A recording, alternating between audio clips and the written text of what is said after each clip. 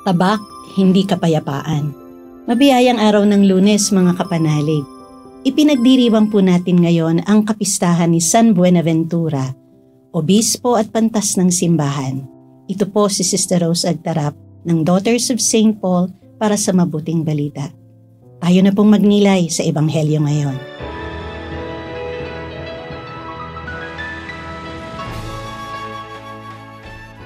Sinabi ni Jesus sa kanyang mga alagad, "Huwag ninyong isipin na dumating ako para magdala ng kapayapaan sa lupa.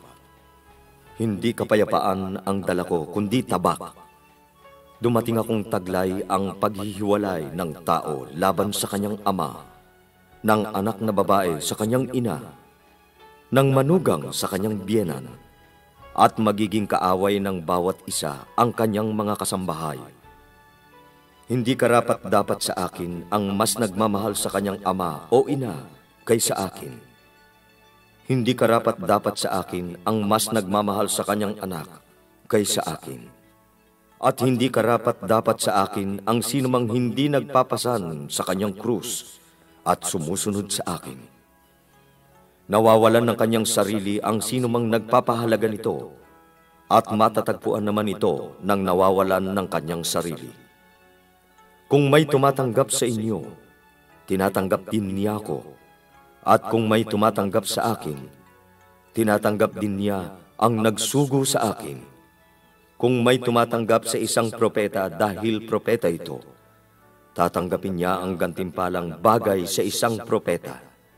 Kung may tumanggap sa isang mabuting tao dahil marangal ito, tatanggapin niya ang gantimpalang bagay sa isang mabuting tao. Kung may magpainom ng malamig na tubig sa isa sa maliliit na ito, dahil sa alagad ko ito, sasabihin kong hindi siya mananatiling walang gantimpala." Nang matapos si Jesus sa pagtuturo sa 12 niyang alagad, umalis siya roon para magturo at mangaral sa mga bayan doon.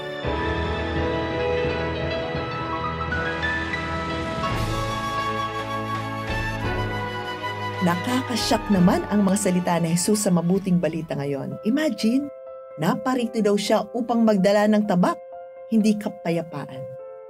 Sinabi pa niya, ang umiibig sa kanyang ama o ina ng higit sa akin ay hindi karapat-dapat sa akin.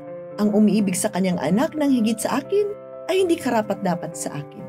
Ang hindi nagpapasa ng kanyang krus at hindi sumusunod sa akin ay hindi karapat-dapat sa akin. Ang nagsisikap magligtas ng kanyang buhay ay mawawala nito.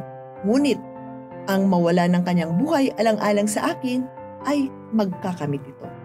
Mga kapanalig, hindi naparito si Jesus upang guluhin at lituhin ang ating buhay pananampalataya. Bagkus, naparito siya upang ituwid, palakasin, panabiguhin, at pag-alabin ang ating pananampalatayang nakaugat.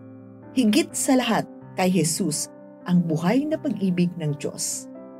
Ang pagkatao ni Jesus, ang kanyang mga salita at gawa, ang nagpapatutuo na siya nga ang katuparan ng kautusan at mga propeta, ang Diyos ng pag-ibig. Sa araw na ito, hinihikayat tayong magtiwala at sumunod sa kalooban ng Diyos. Nais ng Panginoong Jesus na tayo'y pagpalain ayon sa kanyang kagandahang loob. Nais niyang puspusin tayo ng kanyang pagmamahal. Ano naman ang tugon natin sa Kanya? Handa ba tayong pasanin ang Kanyang krus? O ang ating mga krus nang walang reklamo? Ang isabuhay ng taos-puso ang Kanyang bagong utos na tayo'y magmahalan? Ano ang tugon natin sa mga bully? Sa mga taong hindi tumatanggap sa atin? Sa mga makasarili o mga taong laging kumukontra sa atin? Mga kapanalig, hayaan nating tulungan at gabayan tayo ni Jesus na harapin ang mga hamon ng buhay. Naway hilumin niya ang anumang sugat na umahadlang sa atin upang malaya tayong sumunod at isabuhay ang kanyang mga aral. Alam niya ang ating mga kahinaan at walang imposible sa kanya. Buksan naman natin ang ating kalooban upang minsan pa'y buhayin niya ang kanyang dakilang pagmamahal sa ating puso. Naway masilayan sa ating buhay ang mapagmahal at mapagmalasakit na presensya ni Jesus. Mga kapanalig, support our Paulines mission. Subscribe, like, and follow Paulines on our social media accounts. Donate through our donations channels to help us continue our ministry. Ipadala po ninyo ang inyong mga intensyon at kahilingan at makakaasa kayo na isinasama namin kayong palagi sa aming panalangin araw-araw. Ito pong muli si Sister Rose na nag-aanyaya sa inyong manalangin kasama ni San Ignacio ng Loyola. Panginoon, turuan mo akong maging bukas palad.